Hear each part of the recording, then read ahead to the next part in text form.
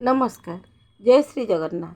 ज्योतिषाचार्य doctor Sasmita मिश्र सबुदिन पर आपण नहीं आसी ग्रह मानकर अवस्थिति पंचांग और दैनिक राशिफल विषय आसतु जाना ग्रह मानकर अवस्थिति संपर्क में। मंगल मेष राशि, देवगुरु बृहस्पति वृष राशि, रवि शुक्र बुध मिथुन राशि, केतु कन्या राशि, चंद्रमा धनु राशि, शनि कुंभ राशि, राहु मीन राशि संचरण कर। आजिर पंचांग 2024 मसीहा जून मास 23 तारिख विक्रम संवत 2081 शकाब्द 1945 साल 1431 गजपति अंक 68 रवि उत्तरायण गति ग्रीष्म ऋतु आषाढ़ मास कृष्ण पक्ष रविवार प्रातः 5:17 पर प्रतिपदा तिथि द्वितीया क्षय पूर्वाषाढ़ नक्षत्र ब्रह्मयोग प्रातः 5:17 पर गौलवकरण दिवा 4:20 पर्यंत तैतल्यकरण। आजिर सूर्योदय प्रातः 5:10 सूर्यास्त संध्या 6:20 राहुकाल दिवा 4:47 रु संध्या 6:27 पर्यंत। राहुकाल रे समस्त शुभ कार्य वर्जनीय। मेष राशि घातबार, तुला कुंभ राशि घातचंद्र एवं दिवा 10:45 पर सिंह राशि घातचंद्र।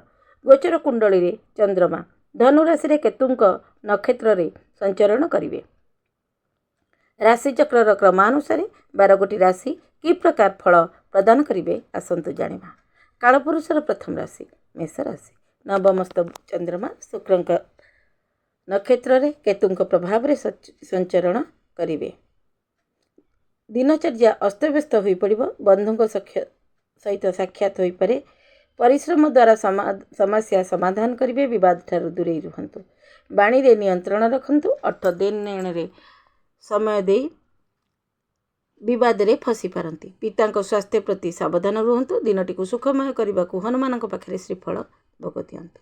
वृष राशि अष्टमस्त चंद्रमा शुक्रंक नक्षत्र रे मंगलंक प्रभाव रे संचरण करिवे। पुंजी निवेश करंतु नहीं। क्रोध वाद विवाद ठारू दूरे रुहंतु।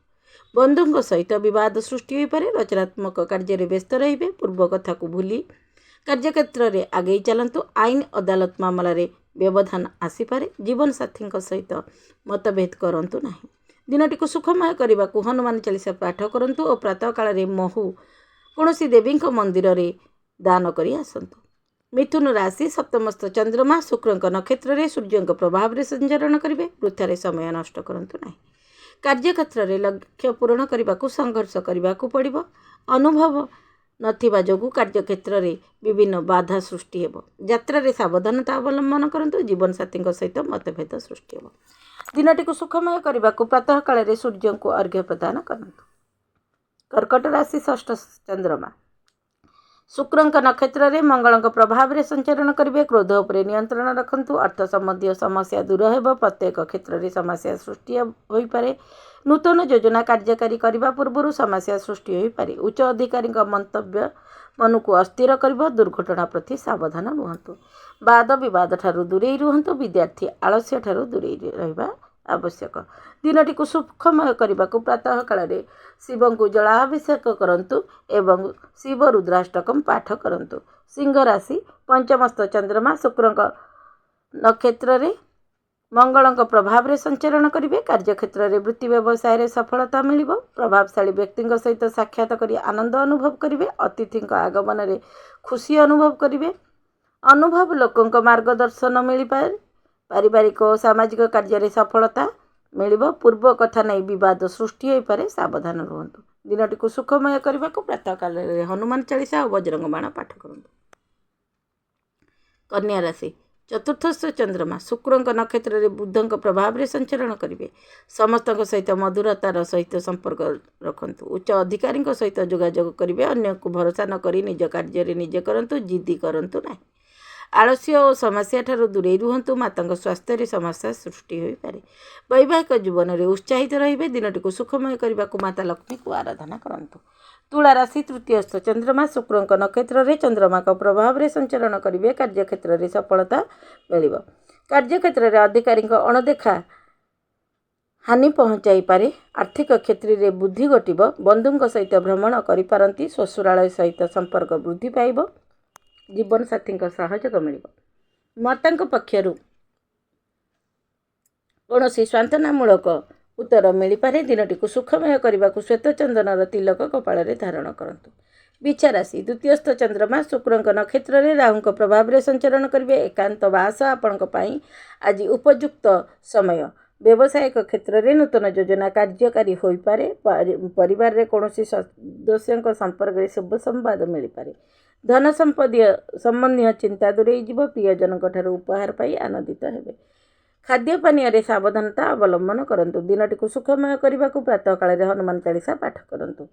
ଧନୁରାଶିରେ ଚନ୍ଦ୍ରମା ଶୁକ୍ରଙ୍କ ନକ୍ଷତ୍ରରେ ଦେବଗୁରୁଙ୍କ ପ୍ରଭାବରେ ସଞ୍ଚରଣ କରିବେ। କାର୍ଯ୍ୟକ୍ଷେତ୍ରରେ ଲକ୍ଷ୍ୟ ପୂରଣ କରିବାକୁ ଚେଷ୍ଟା କରନ୍ତୁ। ମାତ୍ରାଧିକ ଖର୍ଚ୍ଚ ମନକୁ ଅଶାନ୍ତ କରିବ। ପ୍ରତ୍ୟେକ କ୍ଷେତ୍ରରେ ସଫଳତା ଲାଭ କରିବେ। ସନ୍ତାନ ପକ୍ଷରୁ ଶୁଭ ସମ୍ବାଦ ମିଳିବ। ଦାମ୍ପତ୍ୟ ଜୀବନ ସୁଖମୟ ହେବ। ଯାତ୍ରାରେ ସଫଳତା ଲାଭ କରିବେ। ବିଦ୍ୟାର୍ଥୀ ଉତ୍ସାହିତ ରହିବେ। ଦିନଟିକୁ ସୁଖମୟ କରିବାକୁ ପ୍ରାତଃ କାଳରେ ଶିବ ରୁଦ୍ରାଷ୍ଟକମ୍ ପାଠ କରନ୍ତୁ। ମକର ରାଶି ଦ୍ୱାଦଶସ୍ଥ ଚନ୍ଦ୍ରମା ଶୁକ୍ରଙ୍କ ନକ୍ଷତ୍ରରେ ଚନ୍ଦ୍ରମାଙ୍କ ପ୍ରଭାବରେ ସଞ୍ଚରଣ କରିବେ। ମାତାଙ୍କୁ ସମ୍ମାନ କରନ୍ତୁ।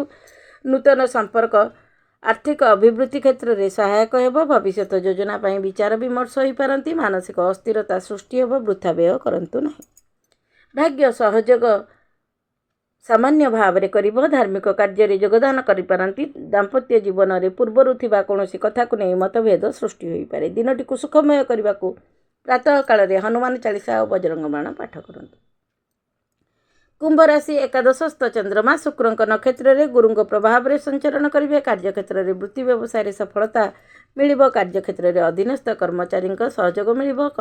ସମ୍ପର୍କୀୟଙ୍କ ମଧ୍ୟରେ ମତଭେଦ ସୃଷ୍ଟି ହେବ। ନୂତନ ବାହନ କ୍ରୟ କରିପାରନ୍ତି। ବର୍ତ୍ତମାନ କାର୍ଯ୍ୟ ବ୍ୟତୀତ ଅନ୍ୟ କାର୍ଯ୍ୟରେ ଯୋଗଦାନ କରିପାରନ୍ତି। ଗୃହୋପକରଣ ଆବଶ୍ୟକୀୟ ବସ୍ତୁ କ୍ରୟ କରି ଖର୍ଚ୍ଚାନ୍ତ ହୋଇପାରନ୍ତି। ଜୀବନସାଥୀଙ୍କ ସହଯୋଗ ମିଳିବ। ଦିନଟିକୁ ସୁଖମୟ କରିବାରେ କେଶର ତିଳକ ମଥାରେ ଧାରଣ କରନ୍ତୁ। କାଳପୁରୁଷର ଶେଷ ରାଶି ମୀନ ରାଶି ଦଶମସ୍ଥ ଚନ୍ଦ୍ରମା ଶୁକ୍ରଙ୍କ ନକ୍ଷତ୍ରରେ ସୂର୍ଯ୍ୟଙ୍କ ପ୍ରଭାବରେ ସଞ୍ଚରଣ କରିବେ। ପିତାଙ୍କ ସମ୍ମାନ କରନ୍ତୁ। ନୂତନ ନିଯୁକ୍ତିର ସୂଚନା ମିଳିବାରେ କାର୍ଯ୍ୟକ୍ଷେତ୍ରରେ ଅଧୀନସ୍ଥଙ୍କ ଚିନ୍ତା ଲାଗି ରହିବ। ସାମାଜିକ କ୍ଷେତ୍ରରେ ମାନ ସମ୍ମାନ ଲାଭ କରିବେ। ନିଜର ଲକ୍ଷ୍ୟ ପ୍ରତି ଧ୍ୟାନ ଦିଅନ୍ତୁ। ଜୀବନସାଥୀଙ୍କ ଭାବନାକୁ ସମ୍ମାନ ଦିଅନ୍ତୁ। ଦିନଟିକୁ ସୁଖମୟ କରିବାକୁ ପ୍ରାତଃ କାଳରେ ସୂର୍ଯ୍ୟଙ୍କୁ ଅର୍ଘ୍ୟ ପ୍ରଦାନ କରନ୍ତୁ। ଏ ଥିଲା ମେଷଠାରୁ ମୀନ ପର୍ଯ୍ୟନ୍ତ 12ଟି ରାଶିର ରାଶିଫଳ। ଦୈନିକ ରାଶିଫଳ କାର୍ଯ୍ୟକ୍ରମଟି ଯଦି ଆପଣମାନଙ୍କୁ ଭଲ ଲାଗିଥାଏ ତାହେଲେ ଲାଇକ୍, ସେୟାର ଓ ସବସ୍କ୍ରାଇବ୍ କରିବାକୁ ଆଦୌ ଭୁଲନ୍ତୁ ନାହିଁ।